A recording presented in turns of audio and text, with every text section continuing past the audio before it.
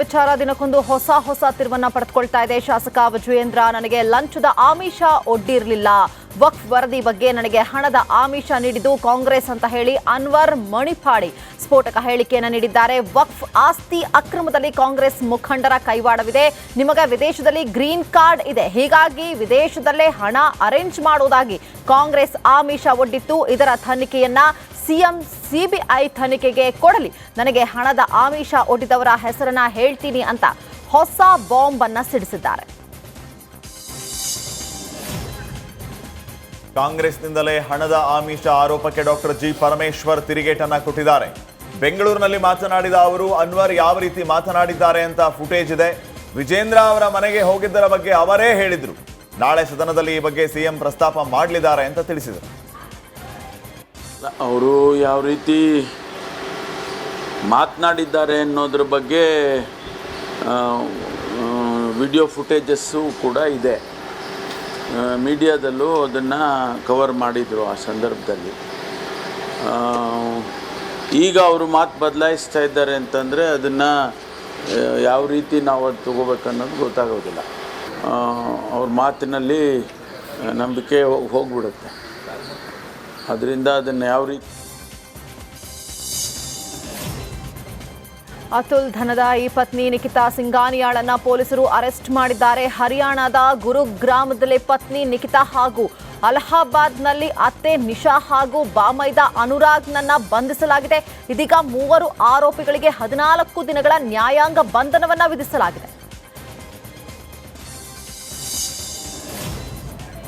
RTI ಕಾರ್ಯಕರ್ತ ಸ್ನೇಹಮಯಿ ಕೃಷ್ಣ ವಿರುದ್ಧ ಚಾಮುಂಡೇಶ್ವರಿ ದೇವಾಲಯದ ಕಾರ್ಯದರ್ಶಿ ರೂಪಾ ಕೃಷ್ಣರಾಜ್ ಪೊಲೀಸ್ ಠಾಣೆಗೆ ದೂರನ್ನು ನೀಡಿದ್ದಾರೆ. ರೂಪಾ ವಿರುದ್ಧ ಸ್ನೇಹಮಯಿ ಕೃಷ್ಣ ಚಾಮುಂಡೇಶ್ವರಿ ದೇಗುಲದಲ್ಲಿ ಸೀರೆ ಕಳ್ಳತನ ಆರೋಪ ಹೊರಿಸಿದರು. ಈ ಹಿನ್ನೆಲೆ ಸರ್ಕಾರಿ ಕೆಲಸಕ್ಕೆ ಅಡ್ಡಿಪಡಿಸಿದ ಹಿನ್ನೆಲೆ ಸ್ನೇಹಮಯಿ ಕೃಷ್ಣ ವಿರುದ್ಧ ನಿನ್ನೆ ರಾತ್ರಿ ಕೆಆರ್ ಠಾಣೆಯಲ್ಲಿ ರೂಪಾ ದೂರನ್ನು ನೀಡಿದ್ದಾರೆ. ಚಾಮುಂಡಿ ಬೆಟ್ಟದಲ್ಲಿ ಶ್ರೀ ಚಾಮುಂಡೇಶ್ವರಿ ಅಮ್ಮನ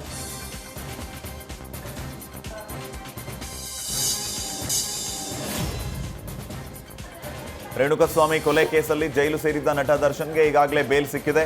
ನೆಚ್ಚಿನ ನಟ ಹೊರಬಂದಿದ್ದಕ್ಕೆ ವಿಶೇಷ ಚೇತನ ಅಭಿಮಾನಿಯೊಬ್ಬರು ತೂಗುದೀಪ ನಿಲಯದ ಮುಂದೆ ಈಡ್ಗಾಯಿ ಒಡೆದು ತೂಗುದೀಪ ನಿಲಯಕ್ಕೆ ಪೂಜೆಯನ್ನು ಸಲ್ಲಿಸಿದ್ದಾರೆ. ಶಿವಮೊಗ್ಗ ಹೊಸನಗರದ ಸರ್ಕಾರಿ ಆಸ್ಪತ್ರೆಯಲ್ಲಿ ಅವ್ಯವಸ್ಥೆಯ ಆಗ್ರಹವಾಗಿದೆ. ಸರ್ಕಾರಿ ಆಸ್ಪತ್ರೆಯ ಆಂಬ್ಯುಲೆನ್ಸ್ಗಳ ಟೈರ್ ಸವೆದು ಹೋಗಿದೆ. ಆದರೂ ಕೂಡ ಇಲಾಖೆ ಮಾತ್ರ ಇದುವರೆಗೂ ಆಂಬ್ಯುಲೆನ್ಸ್ಗೆ ಹೊಸ ಟೈರ್ಗಳನ್ನು ಅಳವಡಿಸುವುದಕ್ಕೆ ಮುಂದಾಗಿಲ್ಲ. ಸೂಕ್ತ ಕಾಲಕ್ಕೆ ಆಂಬ್ಯುಲೆನ್ಸ್ ಸಿಗದೆ ರೋಗಿಗಳು ಜನರು ಪರದಾಡುವಂತಹ ಪರಿಸ್ಥಿತಿ ನಿರ್ಮಾಣ ಆಗಿದೆ. ಮಠ ಮಧ್ಯಾಹ್ನವೇ ಕಳ್ಳ ತನ್ನ ಕೈ ಚಳಕವನ್ನ ತೋರಿದ್ದಾನೆ. ನಾಯಂಡಹಳ್ಳಿಯಲ್ಲಿ ಕಳೆದ 2-3 ದಿನಗಳ ಹಿಂದೆ ಖತರ್ನಾಕ್ ಕಳ್ಳ ಗಾಡಿ ಟೈರ್ ಕದ್ಕೊಂಡು ಎಸ್ಕೇಪ್ ಆಗಿದ್ದಾನೆ. ಇನ್ನು ಕಳ್ಳನ ಕೈ ಚಳಕದ ದೃಶ್ಯ ಸಿಸಿ ಕ್ಯಾಮೆರಾದಲ್ಲಿ ಸೆರೆಯಾಗಿದೆ.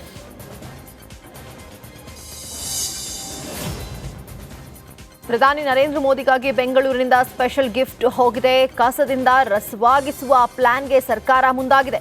ಹೀಗಾಗಿ ರಾಜ್ಯದ ಮುಖ್ಯ ಕಾರ್ಯದರ್ಶಿಗಳಿಂದ ಮೋದಿಗೆ ವಿಶೇಷ ಉಡುಗೊರೆ ಕಳುಹಿಸಲಾಗಿದೆ. ರೀಯೂಸ್ ಮಾಡುವ ರಾ ಮೆಟೀರಿಯಲ್ಸ್ನಿಂದ ಉಡುಗೊರೆ ಕಳುಹಿಸಲಾಗಿದೆ. ಕುರ್ಕುರೆ, ಪ್ಲಾಸ್ಟಿಕ್ನಿಂದ MLP ಕೋಸ್ಟರ್ ಮತ್ತು ಪಿನ್ ಹಾಗೂ ಟೈರ್ನಿಂದ ಐಪ್ಯಾಡ್ ಬ್ಯಾಗ್ ಮತ್ತು ವೇಸ್ಟೇಜ್ ಬಟ್ಟೆಗಳಿಂದ ವ್ಯಾಲೆಟ್ ಕಾಟನ್ ಬಟ್ಟೆಯಿಂದ ನೋಟ್ ಪ್ಯಾಡ್ ತಯಾರಿಸಿ ಕಳುಹಿಸಲಾಗಿದೆ.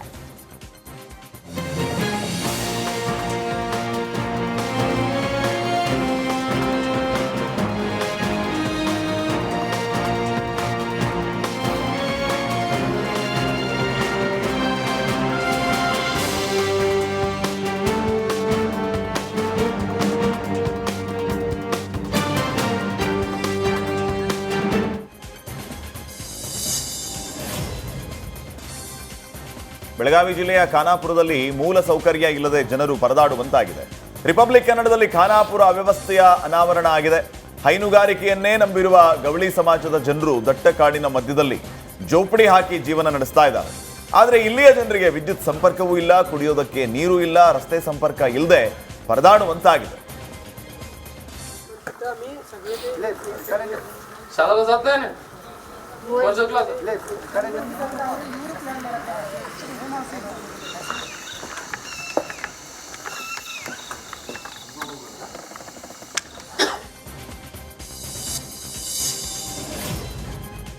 ವಿಜಯೇಂದ್ರ ಅವರ ಮನೆಗೆ ಅನ್ವರ್ ಮಾಣಿಫಾಡಿ ಹೋಗಿದ್ದಾರೆ ಎಂಬ ಪರಮೇಶ್ವರ್ ಹೇಳಿಕೆಗೆ ಬಿವೈ ವಿಜಯೇಂದ್ರ ಗರಂ ಆಗಿದ್ದಾರೆ. ಬೆಂಗಳೂರಿನಲ್ಲಿ ಮಾತನಾಡಿದ ಅವರು, ನಾನ್ಯಾಕೆ ಮಾಣಿಫಾಡಿ ಮನೆಗೆ ಹೋಗಲಿ, ನಾನ್ಯಾಕೆ ಅವರಿಗೆ 150 ಕೋಟಿ ಆಫರ್ ಮಾಡಬೇಕು, ಆಫರ್ ಆರೋಪ ಮೂರ್ಖತನದ ಪರಮಾವಧಿ ಅಂತ ಹೇಳಿ ಕಾಂಗ್ರೆಸ್ ವಿರುದ್ಧ ಕಿಡಿಕಾರಿದರು. ಮುಖ್ಯಮಂತ್ರಿಗಳು ಬಿಜೆಪಿ ಸರ್ಕಾರ ಇದ್ದಾಗ, ಯಡಿಯೂರಪ್ಪರು ಮುಖ್ಯಮಂತ್ರಿಗಳಿದ್ದಾಗ ವಕ್ಫ್ ಅಂದಿನ ಅನ್ವರ್ ಮಾನಪಾಡಿ ಅವರು ಒಂದು ರಿಪೋರ್ಟ್ ಅನ್ನ ಕೊಟ್ಟಿದ್ದಾರೆ. ಅದರಲ್ಲಿ ಹಿಂದಿನ ಸರ್ಕಾರ ಕಾಂಗ್ರೆಸ್ ಪಕ್ಷದಲ್ಲಿದ್ದಂತ ಮುಖಂಡರುಗಳು ಯಾವ ರೀತಿ ಅವ್ಯವಹಾರ ಮಾಡಿದ್ದಾರೆ ಅನ್ನೋದನ್ನ ವರದಿಯಲ್ಲಿ ಉಲ್ಲೇಖ ಮಾಡಿದ್ದಾರೆ. ವಿಜಯೇಂದ್ರನೊಬ್ಬರ ಅಂದಿನ ಮುಖ್ಯಮಂತ್ರಿಗಳ ಮಗ ಆಗಿ ನಾನ್ಯಾಕೆ ಅನ್ವರ್ ಮಾನಪಾಡಿ ಅವ್ರ ಮನೆಗೆ ಹೋಗ್ಬೇಕು, ನಾನ್ಯಾಕೆ 150 ಕೋಟಿ ಆಫರ್ ಮಾಡಬೇಕು, ಅದು ಕಾಂಗ್ರೆಸ್ ಅನ್ನ ಮುಖಂಡರನ್ನ ಬಚಾವ್ ಮಾಡೋದಕ್ಕೆ. ಇದೇನಾದ್ರು ತರ್ಕ ಇದೆ ಇದರಲ್ಲಿ. ಅನ್ವರ್ ಮಾಣಿಪಾಡಿ ವಿರುದ್ಧದ ಆರೋಪಕ್ಕೆ ಕೇಂದ್ರ ಸಚಿವ ಪ್ರಹ್ಲಾದ್ ಜೋಶಿ ಪ್ರತಿಕ್ರಿಯೆ ನೀಡಿದ್ದಾರೆ. ಹುಬ್ಬಳ್ಳಿಯಲ್ಲಿ ಮಾತನಾಡಿದ ಅವರು, 150 ಕೋಟಿ ರೂಪಾಯಿ ಆಮಿಷ ಅಟ್ಟರ್ ನಾನ್ಸೆನ್ಸ್. 50 ಕೋಟಿ ಅಲ್ಲ, 1500 ಕೋಟಿ ಅನ್ಬೇಕಾಗಿತ್ತು. ವಿಜೇಂದ್ರ ನಮ್ಮ ಮನೆಗೆ ಬಂದಿದ್ದ ಅಂತ ಅನ್ವರ್ ಮಾಣಿಪಾಡಿ ಹೇಳಿಲ್ಲ. ಕಾಂಗ್ರೆಸ್ ಮಾಡಿರೋ ಅಪಚಾರ ಮುಚ್ಕೊಳ್ಳೋದಕ್ಕೆ ಈ ರೀತಿಯ ಆರೋಪ ಮಾಡ್ತಾ ಇದ್ದಾರೆ. ಸುಮ್ಮನೆ ಯಡಿಯೂರಪ್ಪ, ವಿಜೇಂದ್ರ, ಸುಧಾಕರ್, ಬೊಮ್ಮಾಯಿ ಹೆಸರು ಹೇಳ್ತಾ ಇದ್ದಾರೆ ಅಂತ ಕಾಂಗ್ರೆಸ್ ವಿರುದ್ಧ ಕಿಡಿಕಾರಿದ್ದಾರೆ. ವಿಜಯೇಂದ್ರನ ಮೇಲೆ 150 ಕೋಟಿ ರೂಪಾಯಿದ್ದು ಆರೋಪದ ಬಗ್ಗೆ ನೀವು ಪ್ರಶ್ನೆ ಕೇಳಿದ್ರೆ ಆಕ್ಚುಲಿ ಅದು ಉತ್ತರ ಕೊಡ್ಲಿಕ್ಕೆ ವರ್ತ ಅಲ್ಲ. ಅದು ನನ್ನ ಪ್ರಕಾರ ಬಾಯಿ ಬಂದಂಗೆ ಮಾತಾಡೋದು ಅಂತ ಇದ್ರ ಅರ್ಥ. 1500 ಕೋಟಿ ಅಂತ ಹೇಳ್ಬೇಕಾಗಿತ್ತು. ಬೈ ಮಿಸ್ಟೇಕ್ ಅವ್ರು 150 ಕೋಟಿ ಅಂದಿರ್ಬೇಕು. ಸಿದ್ದರಾಮಯ್ಯನವರು 1500 ಕೋಟಿ ಇರ್ಬೋದು ಅಂತ ಹೇಳ್ಬೇಕಾಗಿತ್ತು. ಅವರು ಅಟ್ಟರ್ ನಾನ್ಸೆನ್ಸ್. ಅನ್ವರ್ ಪಂಚಮಸಾಲಿ ಸಮುದಾಯದ ಮೀಸಲಾತಿಗೆ ಹಿಂದೂಗಳ ವರ್ಗಗಳ ವಿರೋಧ ವಿಚಾರಕ್ಕೆ ಚಿದಾನಂದ ಸ್ವಾಮೀಜಿ ಪ್ರತಿಕ್ರಿಯೆಯನ್ನು ನೀಡಿದ್ದಾರೆ. ಮೈಸೂರಿನಲ್ಲಿ ಸುದ್ದಿಗೋಷ್ಠಿ ನಡೆಸಿ ಮಾತನಾಡಿದ ಅವರು, ಪ್ರವರ್ಗ 2A ಪಂಚಮಸಾಲಿ ಸಮುದಾಯಕ್ಕೆ ಮೀಸಲಾತಿ ಕೊಟ್ಟರೆ ಆ ಸಮುದಾಯಕ್ಕೆ ಕಡಿಮೆ ಆಗುತ್ತೆ ಅನ್ನೋ ಭಾವನೆ ಇದೆ. ಈ ಮೀಸಲಾತಿ ಸಮಸ್ಯೆ ಬಗೆಹರಿಸುವ ಜವಾಬ್ದಾರಿ ವೀರಶೈವ ಮಹಾಸಭಾದಾಗಿದೆ. ವೀರಶೈವ ಮಹಾಸಭಾ ಈಗ ಮಧ್ಯಸ್ಥಿಕೆ ವಹಿಸಬೇಕು, ಸಮಸ್ಯೆ ಬಗೆಹರಿಸಬೇಕು. ಹಿಂದೆ ಸಿದ್ದರಾಮಯ್ಯನವರೇ ಈ ಸಮುದಾಯವನ್ನ ಪ್ರವರ್ಗ 2Aಗೆ ಸೇರಿಸಬೇಕು ಅಂತ ಹೇಳಿದ್ರು. ಆದ್ರೆ ಈಗ ಸೇರಿಸುವುದಕ್ಕೆ ಸಾಧ್ಯವೇ ಇಲ್ಲ ಎನ್ನುತ್ತಿದ್ದಾರೆ. ಇದು ಸರಿಯಲ್ಲ ಅಂತ ಅಸಮಾಧಾನವನ್ನ ವ್ಯಕ್ತಪಡಿಸಿದ್ದಾರೆ.